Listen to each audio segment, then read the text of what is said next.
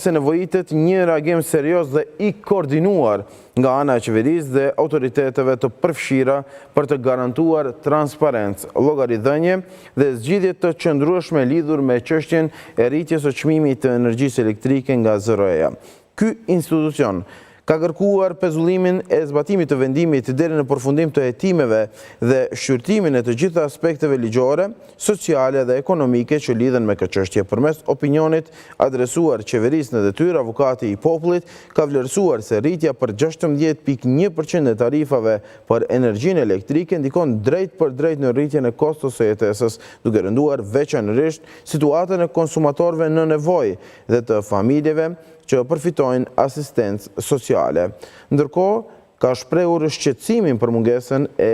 bashkërëndimit ndër-institucional dhe mos respektimin e dispozitave të nenit 49 të ligjit për energjinë elektrike, i cili kërkon konsultim ndërmjet ZRS dhe institucioneve përgjegjëse në mbrojtje të konsumatorëve në nevojë.